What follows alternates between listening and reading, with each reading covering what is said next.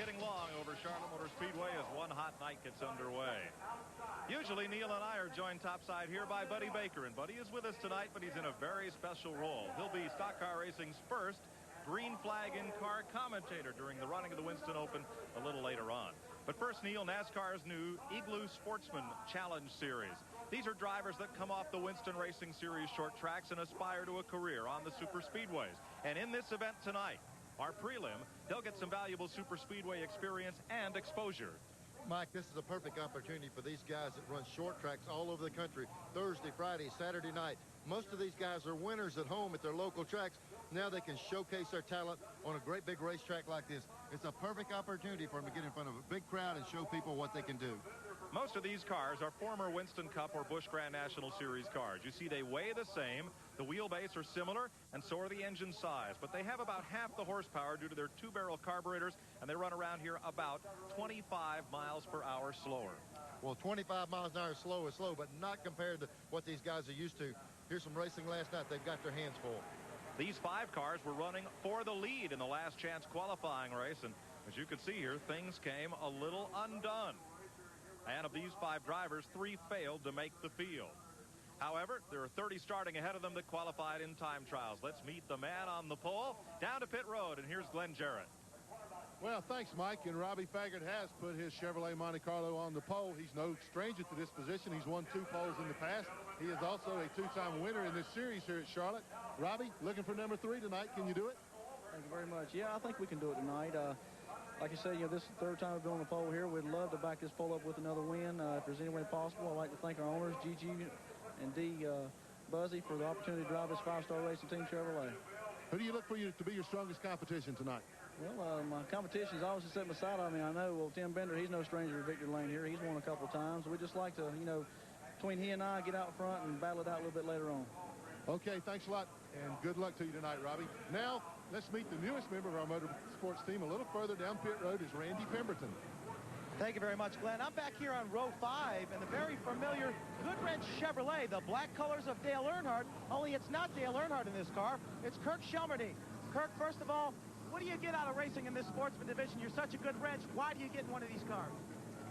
Well, it's a lot of fun, really, for me, and I found out after I started doing it that I think it helps me sympathize a little bit with Dale's situation. We know from another point of view how things go and, what he has to put up with a little bit. And the more you know about your business, whatever it is, I think it's beneficial. Well, one thing's for sure, Kirk Shelmerdine has a lot of fun in this car. And now Katie Haas, I think, is somewhere up in the grandstands, hopefully having a little fun with the fans. Katie? Randy, I'm right here behind the flag stand, and this is one great spot to be for one hot night here at the Charlotte Motor Speedway. We have with us a couple, Pam and Ronnie from Winston-Salem. Now, you guys are married, right? Yeah. But do you cheer for the same man? No. Uh-oh. Who do you cheer for, Pam? Rusty Wallace. Uh-oh. Ronnie, you? Dale Earnhardt. Now, wait a minute. Do you guys have little spats about this? You stay together? Oh, yeah. You do? Well, it doesn't matter. I think that these guys are happy anyway because you got a little conflict and that can keep you together, huh? Yeah, that's right. This is a lot of fun. It's a great seat, and these guys are really partying back here and getting ready for the race. Let's go see what Mike Joy's doing. I don't know, Katie. I'll bet they have some long, quiet rides home after some of these races. They have fired the engines for the Winston 100 for NASCAR Sportsman Cars. We'll be back to bring you all the action as one hot night continues after this.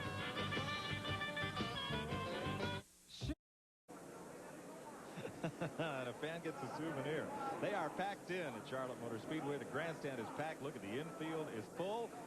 And the Igloo Sportsman Challenge division is ready to roll here in the Winston 100. Let's look at the starting lineup. You've met Robbie Faggart, who starts on the pole. He's driving a Chevrolet. World Snowmobile champion Tim Bender is on the outside pole. He's in a Chevy as well. One of our in-car cameras rolls with Dennis Setzer out of Newton, North Carolina. There's T.W. Taylor. And Mark Cox has our other in-car camera starting from 5th position. Peter Gibbons next to him from Canada. A couple of Statesville drivers fill the 4th row there. And there's Kirk Shelmerdine in row 5 with Freddie Query. Looking back, most of these drivers are from the Carolinas. Grew up, studied on the short tracks here. A few also from Georgia, Florida, Tennessee, and Virginia. Each one of these aspires to a Winston Cup driving career. And Neil Bonnet is a former former short track racer in Birmingham before you got the big break. You got to know what these fellas feel like. Mike, I tell you, they got a lot on the line right here. People say, well, boy, it sure is tough for a guy to come to a big racetrack like this and race, but it's kind of like going to war. You can train them, and you finally got to turn them loose and put them out here in the heat of battle, and the guys really do well. It's a tough racetrack, and they've got to learn what they're doing in a hurry. They've run 5 events at this distance here. Robert Huffman, Dennis Setzer, Kirk Shelmerdine, and Lee Tissett have started all 5. Huffman, who is not in tonight's event, leads all drivers with 3 wins. Former pole winners include Huffman, Cox, Scott Jackman, Dennis Setzer, and T.W. Taylor. That is Dennis Setzer, hard-driving young fella out of Hickory, North Carolina, and he's had some success in this division. He's the defending champion of the Duron Paints, or defending pollster to the Duron Paints car. And here's Mark Cox coming up. There's a look from his Bojangles car. Mark has also had a lot of success on this series, which is fairly new. It runs here at Charlotte. It's going to run some races up at Pocono International Raceway this year, and some short track events as well. Mike, one of the keys to watch for in this division for the fans is these little 2-barrel carburetors. They got to keep them wound up. They got to stay in the gas all the time. Get them slowed down. It's hard to get them going again. Pace car is in. Robbie Faggart of Concord brings them down for the start, and we're under green for 67 laps, 100 miles. Faggart on the brake, and Setzer moving up. That's the red and white Ford, and an engine has grenaded going off into turn number 1. We hold under green. A lot of mosquito repellent going down at turn 1. Pulled off the track, Mike, down in turn 1. It might not be a problem. They'll have to evaluate when the cars come back around if there's anything on the track or not. That may be Sherry Minner in car number 61, the only female driver in the field out of Charlotte. There's Setzer in number 4 making a bid as they come around, and it looks like we'll stay green. No caution as Minner drops her car down to the track apron. And a tough outing here at Charlotte for the young lady. Front 4 have scattered pretty much single file as Setzer works the bottom side by side. To the back straightaway again. Mike, these cars run like the old Winston Cup cars used to do. The key here is drafting. In some of the Winston Cup races nowadays, the draft is not as critical, but with these particular cars, you'll see a lot of cars pulling by at the end of the straightaway, just as we see this passing going on here. You'll note the back ends of these cars. Now, current Winston Cup cars, the back ends, the taillight areas are rounded to help improve the airflow behind the car. But these older Monte Carlo and LeSabre bodies are squared off at the back. So these cars seem to be real easy to draft off of. Mike, if fans would think back 3 or 4 years ago how close the drafting was, how critical that was in racing, these are the very cars that were such good in competition, that were so closely matched. These guys have got cars that really feel good under them, and they get feeling pretty cocky at times. And as we said, those big cars with their squared off back ends are real easy to draft off of. And here, drafting up on Mark Cox. Moving well as they cross the start-finish line and complete 3 laps. Boy, that's a shot. You look there and you see the people in the grandstand. I promise you, this is the biggest crowd this bunch has ever raced in front of. And all week long, they've been striving to get the car ready for this one night. Pit stop for Dave Jones as Sherry Minner's car is put back behind the wall with engine trouble. Up at the banking of turn 3. You see the lights are on. They are at the top of the screen. And a little loose there, right behind Mark Cox. Driver hauls it back in. Looked like you might have been smoking that right front tire. You're really cranking on the steering wheel, and there's a lot of smoke blowing off the right front tire. But that will not be a problem. With these sportsman cars, they get them to use an older, harder compound tire. They got a hard enough tire where it won't even enter into the picture of having a tire problem. Cox trailing T.W. Taylor as we watch the front 4. Robbie Faggart, the pole sitter, has led each of the 4 laps completed so far. Incident-free in the first 4 of 67 laps here tonight. I tell you what, this type of racing right here, every time we've seen one of these races, it takes about 8 or 10 laps for them to get sorted out, and then we've seen them just racing in a covey, about 6 or 7 cars at a time. Won't take long, they'll get it grouped up and they'll be able to race like that. The car we saw from the in-car smoking his tires was T.W. Taylor, and he has brought his car to pit road. Now, second place runner right now is Tim Bender. He's the World Snowmobile Championship in several classes. He's won it. He's a Yamaha factory racer. I thought my eyes were deceiving me when I saw his truck roll into Yamaha Snowmobile Racing Team. I thought I was about 50 degrees and 2 months away from where I needed to be. I got a feeling they left their coats in when they rolled into Charlotte. Let's hope so. He won the Wisconsin 150 here at Charlotte and runs in that white-orange numeral 76 car, running in second spot. Mike, when we talked to the pole setter before the race, you heard him say, me and this guy on the outside, the guy got a race, we're going to try to get away, almost like it was a game plan for them to try to work away from the field, and they seem pretty content to run straight in line right now and get away from the field. Baggert and Bender, the front two. Peter Gibbons is running in third. Gibbons has come up from sixth starting spot. He's the Canadian driver in the field from Stouffville, Ontario. And with them is Mark Cox from Yadkinville, North Carolina. In the yellow car, Mark got his start in this business driving cars, but not like this.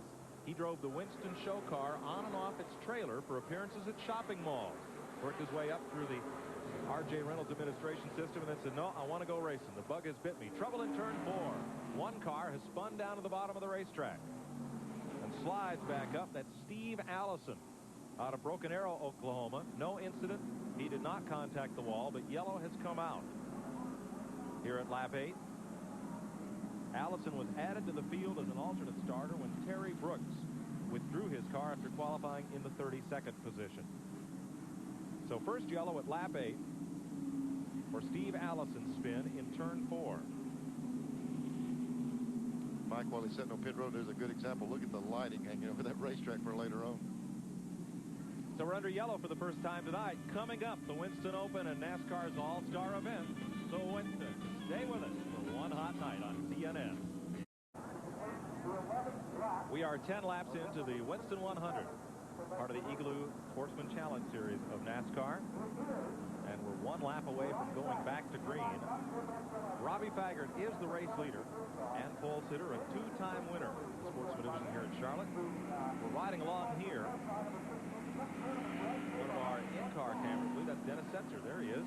Dennis Setzer from the Mark Cox car. They're running nose to tail. And Mike, there's the condos where all the Winston Cup guys are sitting right now getting ready. Their cars are going through the line, getting ready to go, and they're resting up for the race coming in. Let's go down to the grandstand. Katie Haas. Boy, I'm telling you what, there's so many people here. We're having a great time. And Grandma Morris back here last Christmas bought her kids tickets to the Winston, and they're all here. What's your name? William. I'm 9 years old. I'm Brian. I'm 7 years old. I'm Kevin. I'm 6 years old. He's 6. Well, kids, tell me, what kind of night are you going to have out here at Charlotte Motor Speedway? One hot night! They're good. Hi, I'm Mike, and I'm older. We're getting ready to go back to green. Robbie Faggart going for his third win here at Charlotte. He won in 1990 and 91. Started on the pole. Has led every one of the 11 laps so far. Brief caution flag for a single car spin. And we're back under green. Now, Mike, this looks more like it. This group of cars usually go 3 and 4 abreast, don't ever restart in a race like that. They'll get it sorted out here in a minute. You're watching to the back bumper of Mark Cox's car at Dennis Setzer from Newton, North Carolina. That's Ned Jarrett country. Who says these guys don't know how to super speedway? They've seen this on TV before. You're supposed to stick your bumper in the camera. This guy's got it figured out pretty well. Setzer has won here before. He is quite a talent and a name I think you'll hear more of. Car moving around a little bit in the middle of the corner with him. And back they come. Battle at night spot. That familiar looking number 3 has Earnhardt's race day crew chief Kurt Shelmerdine aboard. Has Earnhardt on the radio flying remote control, so we better stand back. William Hopgood is in the 16 car running Shelmerdine side by side. Good racing. Kurt competed in one Winston Cup event back to Texas World Speedway in 1981. And he won last year's Sportsman event here in October. Mike, he told Dale it felt like once he started driving this race car, it let him relate more what Dale felt in the car. Hey, the sway bar does this, a shock does that, or a spring in a certain area. So he feels like this is a good training area for him to drive that car and be able to relate to his driver better. Boy, I agree, Neil, 100%. But a trouble in 4. One car is spun again. Single car spin. 4 cars take avoidance, and everybody gets by. Bring out the second caution of tonight's event. That's car 02. That'll be Fred Yelenick out of Beaufort, South Carolina. The Smith's Paint and Body Shop Chevrolet. Won't have to go back there, at least not as a result of this spin. Yeah, thank goodness he didn't need a little body work. When you spin it up in 4, if you can drive it away in one piece, it's a pretty good accomplishment. And he spun and didn't get into anything. Caution at lap 13. Talking about Shelmerdine, I promise you, you get a guy in a race car, it's almost impossible to get him back out. Yeah, I'm not so sure Richard Childers or Dale thinks that's the best thing for their guy to be doing on a night that they've got to race after this following event. But it also is an asset to their whole race team for him to do that. Neil, what happens to cause this usually?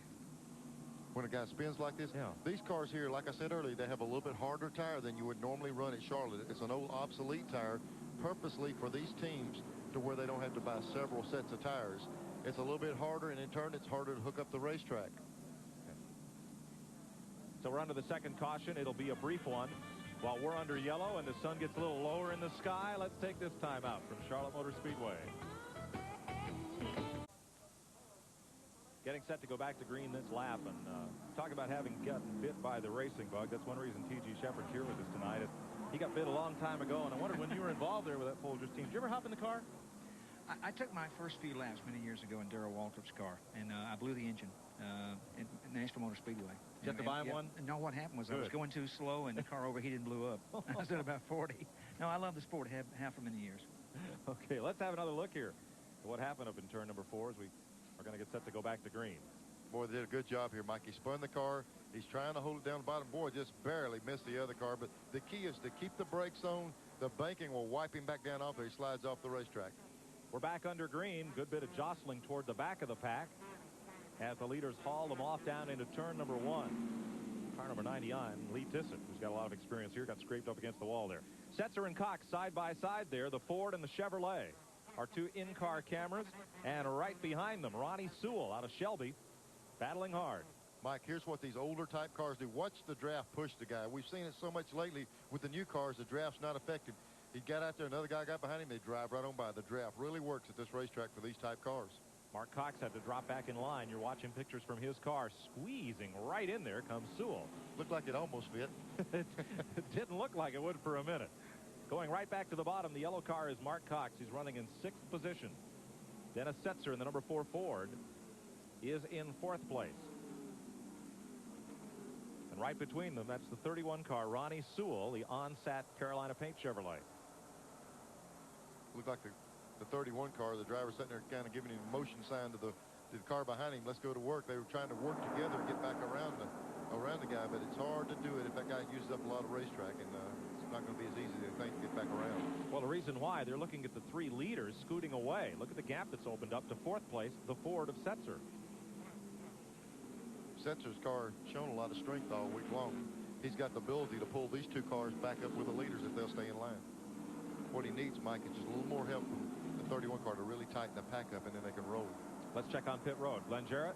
Well, guys, one of the problems that the 4 car of Dennis Setzer is having, I checked with the crew chief, and he's got a real bad push developed in the car. It just won't go through the corners like they want to. He can't turn the car down on the racetrack, so you can see him just slipping away further and further. They need to get in and make a chassis adjustment on that car. Also, the 61 car, we saw the big smoke from him the first lap. It did not blow. They changed the oil in the car this afternoon. They simply overfilled the oil tank and blew the excess oil out. Top 7 cars in this event separated by only about a second and a half. You're watching the 4th place car, Dennis Setzer. And right behind him, the 31 of Ronnie Sewell and the 74 of Mark Cox. Mike, as Glenn was talking about, here's cars getting 3 abreast off turn 4 as we was fixing to talk about. This is the type racing we usually see. Here's one through the grass, and you saw what happened when he got it in the grass. He hung on to it. Freddie Query of Kannapolis. That's when you need Toro as a sponsor, when you get her in the grass down there, and he was slipping and sliding. He did a good job of straightening it out. Must have watched the Kannapolis drivers been down there before on this night. Yeah, I think you saw Elliott Earnhardt do that a few years back. Cox battling side by side with Ronnie Sewell. And of course, this is allowing the leaders up front to get away. Last lap, 153 and a half. These cars show some speed. And here's Shelmerdine coming up. He's going to be part of that pack. What's Dale Earnhardt telling him right now? I don't know. You know, Kirk's a pretty savvy driver himself. He's kind of modest about what's happening. He says he's trying to learn this, trying to learn that. But in every one of these races, he's ran very well in all of them. And you saw him move to the outside and make the pass. The key, as we talked about earlier, is keep these little 2-barrel carburetors wound up. Kirk's no dummy when it comes to this type racing. Well, let's see if this pack can catch the leaders with Sewell leading them. Driver out of Shelby, North Carolina, the Kenwall racing car. They pass by Steve Allison down on the bottom of the racetrack.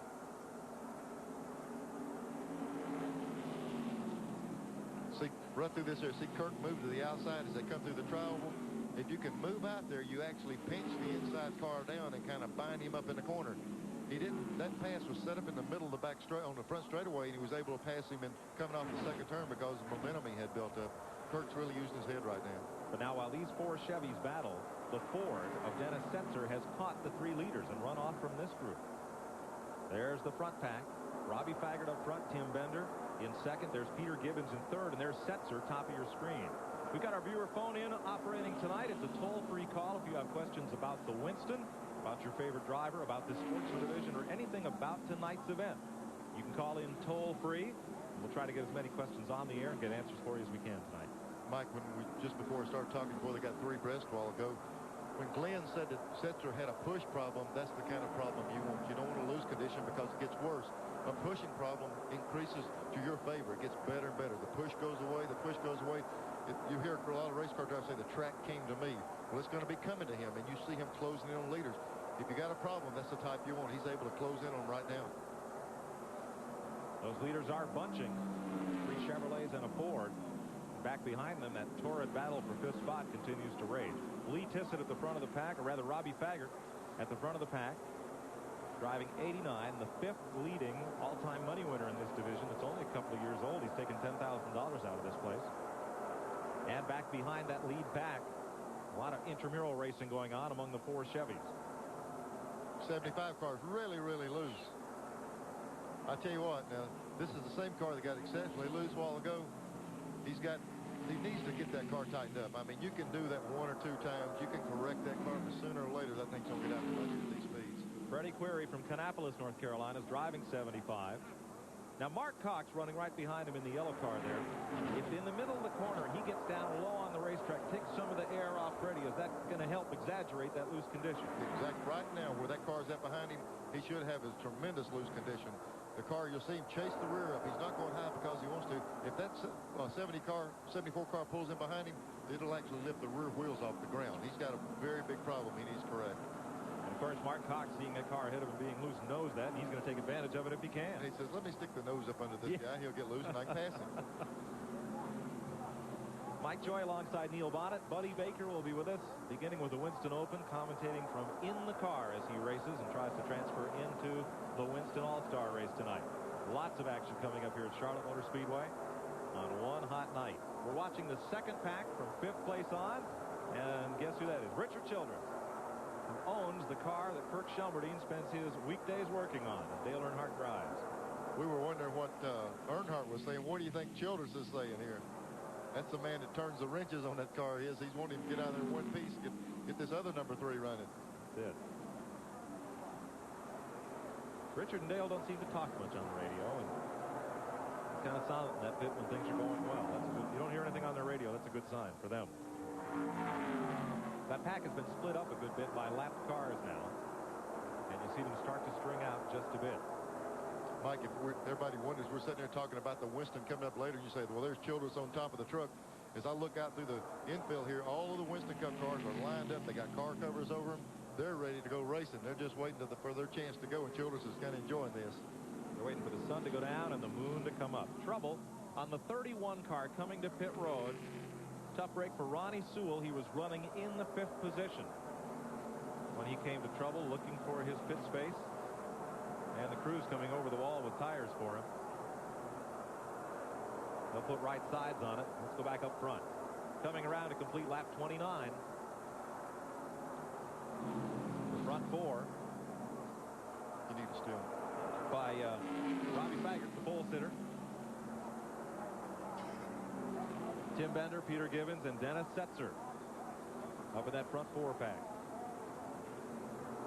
Kirk Shelmerdine, meanwhile, has moved to 5th place. He's having quite an outing here. But this pack right here, now, Tim Bender has not made a challenge on Faggart all night. It's as if he is hoping that those 2 cars can break away, but that's not easy. No, Mike, but you could almost sense that on the top of the shelf when he said they were going to try to work together and see if they could get away. I'm not so sure they're content to run in line and then end the race, try to settle it between themselves, but these other guys are closing in on them. There's your 1-2 battle. And back behind this front 4, Shelmerdine and Freddie Query have really been battling. Coming out of turn number 4, Query's been underneath Shelmerdine every lap. I tell you what, that 75 car, that guy's been doing one heck of a job driving this thing. Watch him get in the corner. Every time he's made this move before, the back end's been breaking loose on him. Here it comes again. See the rear brake out, and it broke out to the left, and he whipped down below the line. The car is so loose he can't hardly hold it on the inside. He's got his hands full right now. But he's coming. Freddie Query in 75, former dirt track champion of Metrolina Speedway near here. He's using those dirt tracking skills tonight. What happens with a car like this, Mike, when it's in that loose condition, it's real responsive, you know yourself, to the throttle. It's not bound up. The thing will jump around and run, it accelerates, flies through the corner real fast, but it also will get out from under you if you're not careful. He's doing a good job of holding the car. Shelmerdine and Query racing now for 5th place. Robbie Faggert's led every lap. Tim Bender's been right on his tail. Peter Gibbons, Dennis Setzer's worked his way up to 4th. Then Shelmerdine and Query. Mark Cox is 7th. Tim Hepler and Marty Ward are the top 9. Skip Pope is the 10th place car. There's Setzer trying to move up on Gibbons. Looks like it's coming to him a little bit, Mike. You know, the car seems to be getting better as it goes along.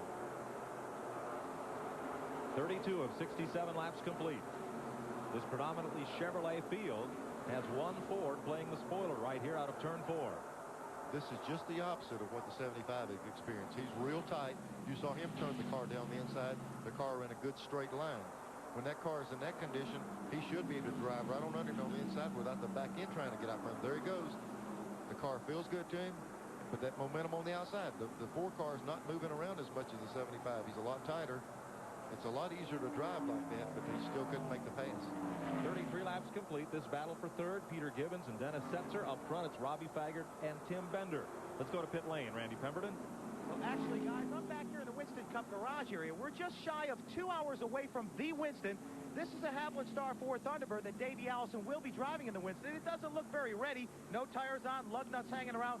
Look at what these guys go through to get this car ready. There's 3 sheets of paper with at least 100 checklist items on there to make sure this car is ready to go out there. And maybe that's one of the reasons that Davey Allison won the pole, and he's the favorite to win the Winston.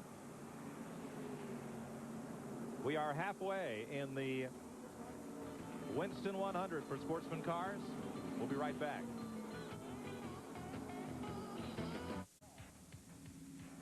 We're under caution for the 3rd time tonight. Up against the wall, Tim Hepler out of Statesville, North Carolina, the Galaxy Food Center Chevrolet. And here's how it happened. Mike, we saw this happening going to first turn. There he is up in the middle 2. He just simply lost the car. The back end came around. He was behind about 4 cars. Here's the worst thing can happen. The car goes sailing up the racetrack, and he's going to turn around and just get in the wall. Not all that hard, but here's the key. Keep the car on the wall. See him cranking the wheels back around to the right. No matter what happens, keep it up high, because if you'll watch, you're fixing to see a lot of traffic come under him here. The key is stay out of that oncoming traffic, and he did a good job of doing that. That's just an exhaust fire. There's some fumes coming out the pipe, but it's okay. There's the driver walking down the racetrack. He is okay. And will be set to go back to green here in a matter of a couple of laps. This race is 100 miles, Glenn Jarrett, and have you checked along pit road? Will these drivers have to pit? Not have to pit. Most of them don't anticipate that at all unless there's a problem with the car. A little bit of an update. We saw Dennis Setzer fall back and then come on as they ran more and more green flag laps. That's just what he wants. Just like Neil said, the car feels better and better to him, so he doesn't want to be under caution right now. The car gets tight when the tires are cool. I checked down in Tim Bender's pits to see if they were indeed just holding back, trying to save the car. Crew chief said, no, I said, we're giving it all we got right now. We're just hanging on. So looks like Faggart's got him covered right now. He's not having any problems at all. You see, it's starting to get a little dim here at Charlotte Motor Speedway. There's the sun just kind of peeking through, and I'm looking for the moon. Katie, have you found it? Well, maybe not the moon just yet, but we have got a lot of fans out here. They're in some really fine seats up here. Can see every corner of the racetrack, so they're really pumped up. I found a man here. He's Mark from Kannapolis, North Carolina. And Mark, how many Winstons have you been to? Everyone except Atlanta. Is that right? Then you have some memorable moments from the Winston. Tell us about the most memorable one for you. 1987, when Earnhardt showed Elliott how it was done. Did he, though? He did. Let's see the year he did the little grass joke there. Exactly right. A lot of people call it the pass in the grass, but a lot of people also say that Elliott forced him down there. Which one do you think? I think he forced him down there. I had a feeling. Well, Mark, what do you think the outcome of this Winston will be? Of course. There's Dale your Earnhardt. There's your answer. One thing about race fans, they've all got a logo on their shirt and on their cap and on their cooler, and they've all got an opinion. That's why they're here. Although this division is expected to produce some great stars of NASCAR racing, it has also seen its tumult and its tragedy. Such was the case last night in the last chance qualifying race for this event. Number 60 is Gary Everett. He is battling William Metzger of Deer Park, New York for the lead. The car gets a bit loose on Everett and then comes around. Behind him, drivers take evasive action. In one of the strangest accidents we've ever witnessed, Neil Cannell gets up and into Gary Batson, whose car rides along the top of the wall. And fuel spilling from the cars ignited. Cannell was able to scramble out of his car and away to safety. Sadly, 40-year-old Gary Batson, the driver of car number 96, was badly burned, transported to Chapel Hill, North Carolina, and succumbed to injuries from those burns this morning. Our sympathies are with his family and with the sport.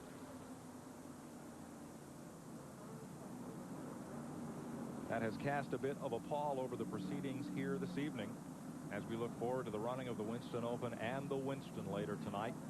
This series, once it finishes here this week, they have 3 events here at Charlotte Motor Speedway, and then they move on to Pocono, Pennsylvania. There's the car that brought out this caution flag. Car number 93 being hauled in. That's Tim Hepler from Statesville. And let's see. Yes, we will. Look for green flag next time by. From the flag stand, 40 of 67 laps have been completed. And up front, it's Robbie Faggart, the pole sitter. Tim Bender from upstate New York. The snowmobile champ from Colden, New York. Runs in the second spot, Dennis Setzer from Newton, North Carolina. Third and fourth, Peter Gibbons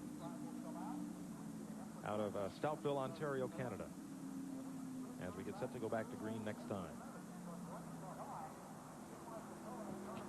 Let's have a look at how they're running in this Napa Field standing update as we get set to go back to green. Neil, do you run the second half of this race any differently than you do the first?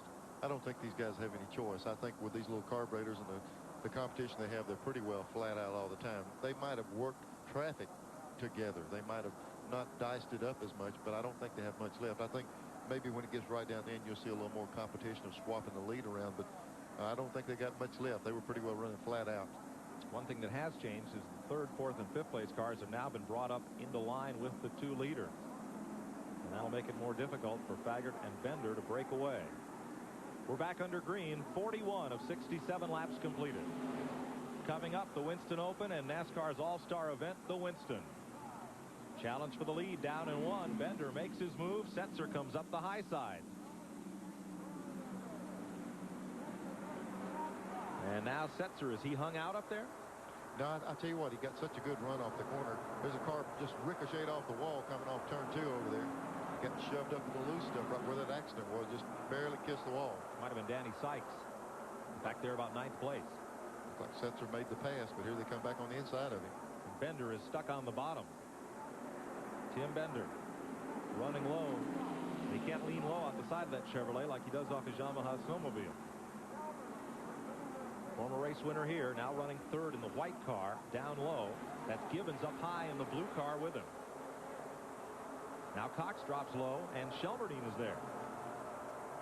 Kirk seems to really have his car working high on the racetrack. You see him really get a run off that corner. He really turns the car loose off the corner and makes a strong run.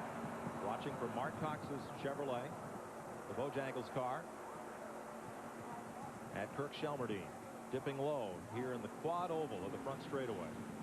Shelmerdine, in car 3, started 8 of these races, has 1 win and a runner-up finish. 3 other top 10s.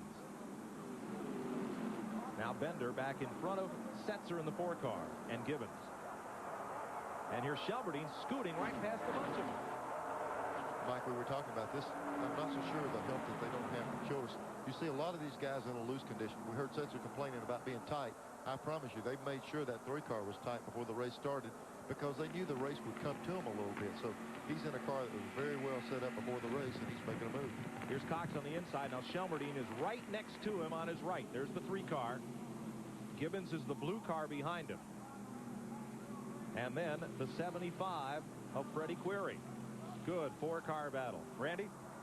Well, I'm down here in the Kurt Shelmerdine's pits, and these guys are kind of laughing a little bit. Kurt came over the radio and said, well, it's a little loose when I get around other cars. Now, Dale Earnhardt, listening on the radio back in the garage here, he said, well, then drive off and leave him. So that's the philosophy from Dale Earnhardt. Well, he can do it.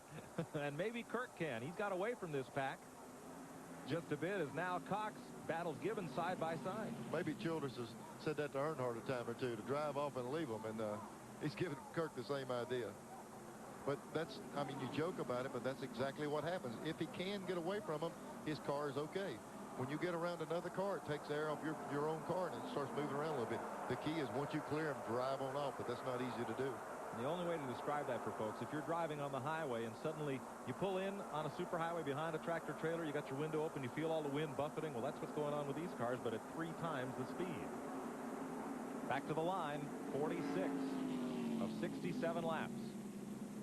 Robbie Faggart now has Dennis Setzer in the Ford trying to run him down.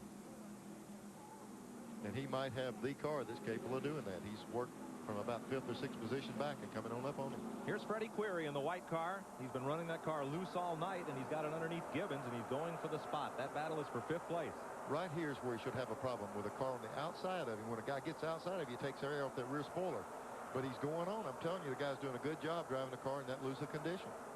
20 laps to go. And Shelmerdine makes his move for 3rd. Here's Mark Cox chasing Peter Gibbons. There's that battle up ahead, just ahead of the blue car of Gibbons. 2 cars up. They are side by side. You see it as Mark Cox sees it, as they go side by side for 3rd. Here's one of the condominiums in turn 1 down at Charlotte Motor Speedway, and up on top of that is the Amigo Dome, where Felix Sabat, his car owner, and Kyle Petty, his Winston Cup driver, are hanging out and watching the Winston 100. Trouble. Turn 4, it's Shelmerdine.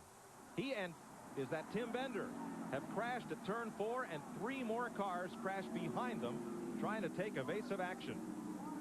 Mike, we just saw him running side by side. We were talking about a good packed group of cars, and he said his car was, giving him a little bit of problem in traffic. And we didn't see it come into the corner, but they were side by side coming off too, and the problem was down in 3rd turn. Shelmerdine's able to drive away. Also involved, the 06 car of Steve Knight, car number 1, David Smith. And we're under caution again. 4th one of the night. We'll be right back. At Charlotte Motor Speedway, Robbie Faggart has led every one of the 50 laps so far. Dennis Setzer has worked his Ford up into the 2nd spot. Freddie Query has dirt tracked his way to 3rd. Peter Gibbons is 4th, and Skip Pope now moves up to the 5th spot. After this 4th caution of the night, there's one of the cars involved in it, Kirk Shelmerdine, Dale Earnhardt's crew chief. And there's Tim Bender's car as well. Black flag for Shelmerdine for going a little fast down pit road, the speed limit in effect. And they're trying to get Bender's car in the garage area, but they won't make that left turn until Shelmerdine is able to pull away here. We'll have another look. We'll have a look here at what happened up in turn number 4 among this battle of cars that were working on 3rd position on back. Service work continues. I don't know. They had a lot of... Here we go. This was the cars that were racing side by side. It looked like he got a 76 car, got a little shot from the rear from the 75, and in turn they got into Kirk, and then they're going around. They probably got stacked up a little bit, 2 of them side by side, and the car behind came in and gave him just a little bit of a nudge, and Kirk got penalized for coming down pit road. I'm not sure he planned it. No, at least not from that angle. Here's another look. And this was after they had already made contact. One car sliding the inside. He really nails that inside wall. We see the front end flying off the car. That's Bender. That's Tim Bender. I wonder just how much Kurt's car was upset, either upset by the air or was he actually struck? It was hard to tell. Let's have one different angle here. Already around. There's Bender going to the inside wall. Looked like he's still mashing the gas trying to get out off that racetrack. Right. And you'll see cars begin to spin up behind them as others take evasive action. Yeah, that's a terrible feeling. The guys from behind are driving into, just like driving in the fog. They can't see what's in front of them, and you just kind of grit your teeth and drive in. Here's a car at the top of the shot, just out of control, stopping. Well, there's a look at the top of the garage area. Down in the Winston Cup area. Drivers and cars getting ready, and that's where a lot of folks watch the race from, and folks are also up here, up on the roof of the condominiums down in turn 1 here at Charlotte Motor Speedway.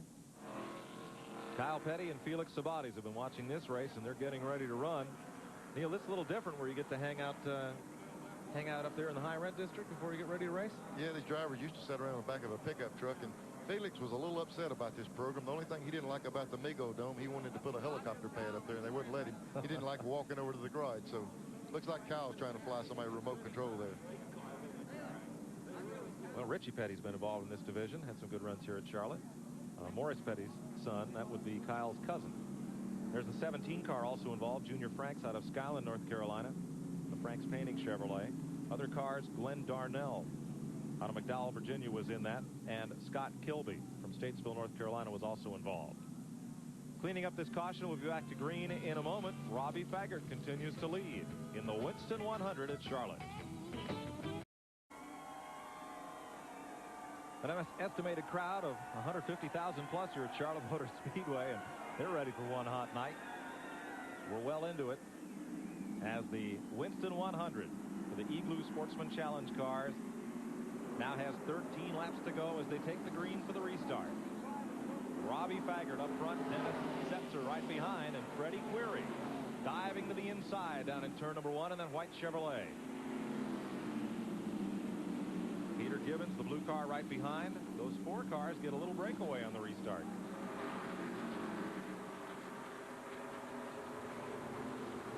Back straightaway. Boy, they shuffle right in the middle of that pack. The cars on the bottom are moving up just behind these leaders.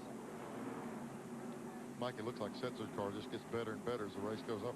You know, we were talking earlier, we thought it would come to him, and it sure looks like it has. Car number 66 moving up right in the thick of things, Jerry Knowles. However, he's reported as being laps down after spending some time in the pits, but he sure played the spoiler in that second pack for a while. So now Setzer appears to be doing just what Tim Bender did in the early going, just kind of hanging tight right with the race leader and trying to get away. And you'll see here they're doing a little better job of it. There's the third place car, Freddie Query, a little further back, but gaining. That's Dennis Setzer. Mike, chasing the leader. We just got a message. Tim Bender is okay in that accident. They just called us, said he's doing fine. Good news. There's Freddie Query. He has caught Setzer and is going for the pass in the backstretch. I tell you what, his car really, when you've got a car that's a little loose in the corner, it really makes a run through there. And he's able to really jump up on the guys off the corner. This right here is where, I mean, he's doing an excellent job. I can't emphasize that point enough. When you got a car that's that loose, when you drive under somebody, you got your hands full, and he's really been holding on to the car. 10 laps to go. But that battling for second spot has allowed Faggart to run off. 146 miles an hour last lap. The yellow car there is Mark Cox. The blue car, Peter Gibbons. Still looking for a piece of this.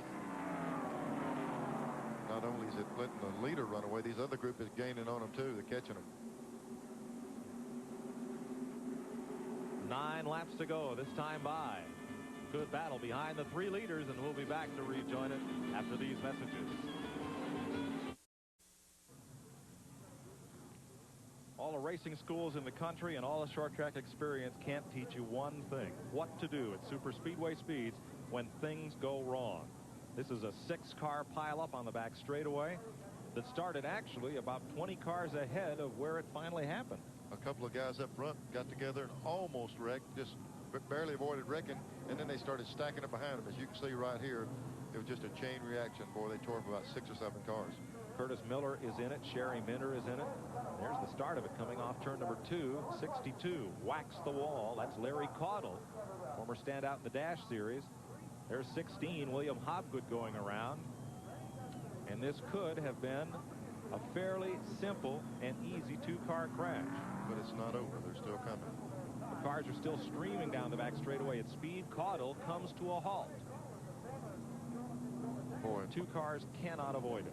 Mike, that's what hurts in a race car, and that's one thing that really concerns you, is to be sitting still and take a shot like that. And there are 2 more cars sitting still, and another one piles in yet. There are at least 6 cars involved. There again is the initial collision. and involved William Hobgood, 60, and 62, Larry Caudle. Sitting in the worst place you can be, right in the middle of the racetrack. When it gets stopped here, thank goodness the car backs on around a little bit, and there's a driver's door sitting right there. Hopefully the lick is to the in front of the wheel. Oh, man, right in the door. Sherry Minter piles in, and then here's another car coming in. One of those is the 99, Lee Tissett, out of Arden, North Carolina. And we'll have one more angle on.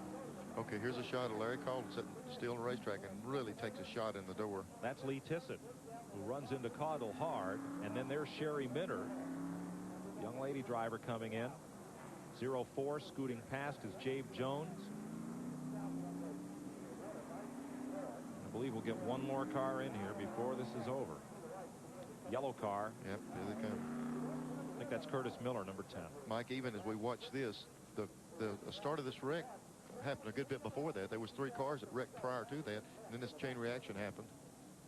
And there's a look at the cleanup activities. We'll get a report from out on the scene there just as quickly as we can. And we were remarking as we went to break, T.G. Shepard, up here seems like a lot better place to be than down there. I think it's a little safer and it's a little cooler up here. Of course, it's starting to cool off outside, but I wanted to come up. There's so much horsepower on the racetrack. I wanted to come up and visit with the manpower by calling the show up here in the booth. Well, there's no food here and there's no pretty girls. But if you find some, come on back. I think Kyle Petty is over there where all the food is. We'll check with you in a bit. Now let's go down to Glenn Jarrett. Well, guys, living proof that Tim Bender did indeed get out of that thing okay. He's standing right here. Tim, we're going to be showing what happened out there, but we're seeing it. You tell us what you felt. Well, we were going through turn 3 and 4, and everything was fine. Kurt Shelmerdine and I were side by side, and the 75 car ran into the back of me and turned me sideways, and then I caught the right rear corner of Kirk, and we both got taken out. Damaged the car pretty bad. Looked like your car might have been a little tight, reason you couldn't make a better run at Robbie Faggart. Yeah, we were getting tighter as the night warmed. As the sun went down and the air got cooler, we were getting tighter, and it was hard for me to keep up with Rob. He's got a good running car, but we were hoping to have a good top 3 finish for the Habit Steel Chevrolet, but didn't work out that way. Well, better luck next time. Guys, one thing he asked me when he came over, he said, who is driving that 75 car? He just wanted to know. Now let's go back on pit road to Randy Pemberton. Well, I'm standing by with Frank Rabin, the car owner of the car number 16, William Hobgood's car. First of all, William, we're taking a look at that wreck. What did he say? Well, he said the cars, there was a few cars got into it, and he had to go to the high side of the wall. And he got into the side of the wall, and the car flipped him, so we got a pretty much tore-up car right now. Is he okay? Yeah, he's doing real good. What does that do financially to a car owner when you have to come and tear up a race car like this? Well, we're a low-key, low-operated, cheap budget type racing, and we come out to try to better ourselves in the racing, learn a little bit more about the racing, possibly one day get up a little bigger into the cup. Okay, that's it from down here. That last replay that we just saw was not the crash, Neil. That was the prelude to the crash, the prequel or whatever. Mike, that's what we're talking about. That's what really caught our attention is we just saw the action on the track, and it was about 3 car lengths in front of the major wreck. They were battling up toward the front of the pack when this was triggered, and it was the reaction of drivers behind that happened. They're coming out of the corner. And this is way up near the front of the pack. This is about 3 or 4 cars in front of the wreck. Okay, the car bounced off the wall. They got together. Watch this 15 car. Believe it or not, he corrects this race car. He gets back in line, but the chain reaction started behind him. That initial movement caused the other people to lift behind him, and you can see behind it just turmoil. The car's going, and here's what's left, an instant junkyard. Cars being hauled back to the garage area. We see 46 being dragged in. Bubba Urban out of Richmond, Virginia, as cleanup continues. 61 of 67 laps complete. The Winston Open, our in-car commentator, coming up next. We are back. I am sitting here in the, what I guess you call the cheap seats, up here in the grandstand, live from Charlotte Motor Speedway, actually in the aisle. And we were waiting for the exciting conclusion of the Sportsman race. Mike Joy has all the details of just went down. Well, Katie, I'm trying to figure out which wrecker is leading at this point. They've got about 5 of them hauling these cars in after a tumultuous pileup on the back straightaway. Looks like about 7 cars being hauled in on the hook in one form or another, or flatbedded back to the Sportsman garage area. These drivers still have a couple of races here to run this week, and hopefully they'll have enough for full fields. A lot of work to do. For example, on that car, one of the standouts of last night's qualifying race, Curtis Miller. There's the remains of the 16 car, William Hopgood. We heard from his car owner a minute ago. There's the 99 of Lee Tissett. one of the more experienced drivers in this Sportsman field, being yanked in. Sherry Miller had engine problems at the start of the race and went back out, sadly with this result. And there are still 2 cars yet to be hauled in. One is on the wrecker. They're coming out of turn number 4. And that's the 16 car of Hopgood. And Larry Caudle's car remains on the backstretch. They're hooking up to it now. These remains of Caudle's car. Pace cars still bringing the field around here at fairly slow speed. Under normal conditions, or should this be the feature race, they would likely red flag this and restart it. Trying to stay on schedule. They're continuing to circulate under the yellow, and we've got 4 laps to go. Neil? Mike, if there's any one good thing that you see about this was where the lick was right in the driver's door. Here we go. Here's the car up in the wall. There's Larry Caudle losing control. Got up against the wall. And then he comes back down. There's nothing he could do. He clipped that car, turned him right back out into the outside wall. And then behind him, the guys, there's nowhere to go. If you look right now, the track's plugged. And it's a deal where they start bouncing off of each other. There's a couple of cars out of the camera on the right side. They're in a little bit of a problem. They're all the way down on the apron. But the hard part is right here. Here he sits right in the middle of the racetrack, not even moving. But he's plugged the racetrack up, and here comes a car in that's going to really nail him right in the left side. But as we looked at the car going back on the wrecker, the thing that might be to his advantage was it hit in that left front wheel, not in the door. And that suspension area collapsed. It absorbed some of the energy. And even after this, here comes another car in, going to pile into him again. So took 3 real hard licks. We'll point out that not all of these drivers have spotters up on top of the speedway in radio contact with their drivers. And that most of these drivers in this race do not have a tremendous amount of super speedway experience. You do see the number 96 up on the roof, up on the sail panel there. And that was in memory of the driver we lost last evening in the qualifying event. Here, many of the cars are carrying that symbol up on the roof in this race today.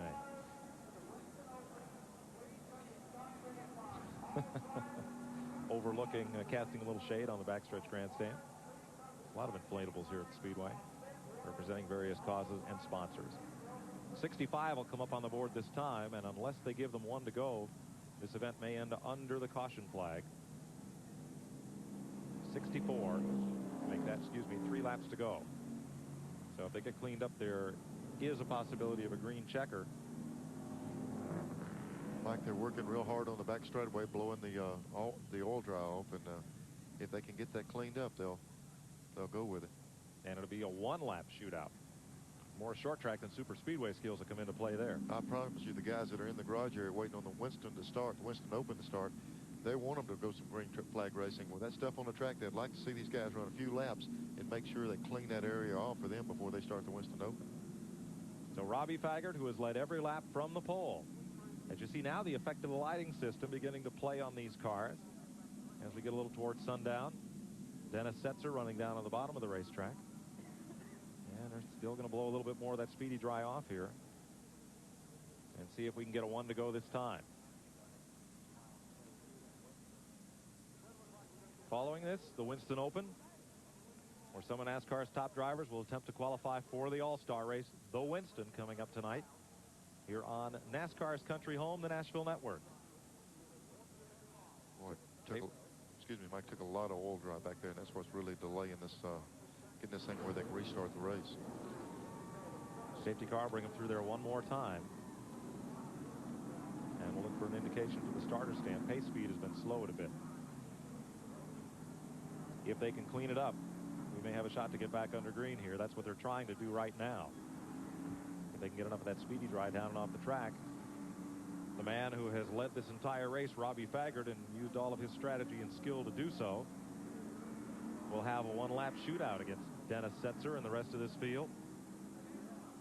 Now, interesting, Neil. Faggart has been running every one of these caution laps up on the banking. Setzer's been down on the bottom of the racetrack. Yeah, it might be just trying to stay out of some of that trash up there. There's so much stuff on the racetrack. I'm trying to avoid having a flat tire just riding around. Well, the 1 to go sign is on from the flag stand, but the caution flag is not been withdrawn. There's the top 5 after 65 laps. Mike, they look like they might possibly going to let it turn them loose with 1 to go. Yep. And let them make a 1-lap sprint because he indicated 1 lap. It wasn't the white flag. He was indicating 1 lap before green. So if they can get those that equipment off the back straightaway, they might turn them loose for 1 single lap. Well, to do that, Neil, the light would have to go off on the safety car in the back straightaway. Yep. Don't know if they do that. There are 2 laps left. 65 laps are complete. White flag next time by. So sweepers working pretty frantically back there, but this race, which started out so promising and had a couple of big bangs, looks like it may end with a whimper here. And in the garage area, the Winston Open cars are getting ready to roll. And there is Buddy Baker, who would normally be sitting up here with us. And right now he's sitting down there waiting to go racing and tell us all about it. In the Winston Open, carrying racing's first ever in-car microphone under green. Now, a lot of the TV networks have talked to drivers under the caution flag. Buddy Baker, who won the Winston Open in 1987. Back when Barney Hall and I anchored the NASCAR radio network, MRN.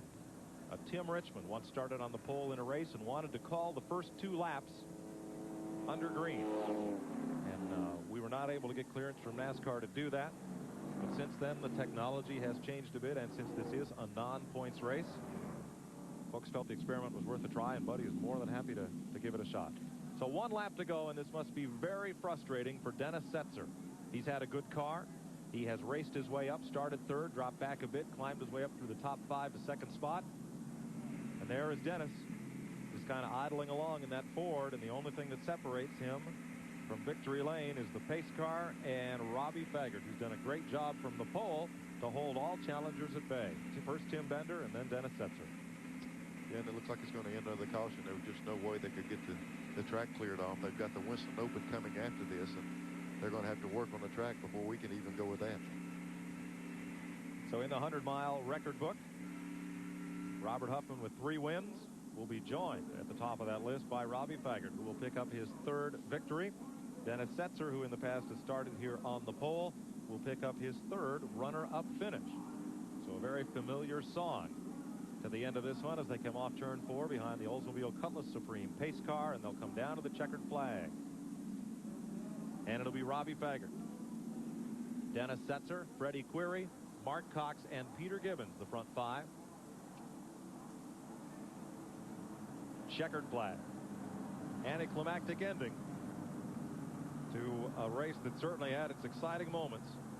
And that big 6-car pileup on the back straightaway puts a finale to the Winston Sportsman 100 for this evening. We'll be back to meet the winner and begin the pre-race for the Winston Open and the Winston right after we pause for these messages.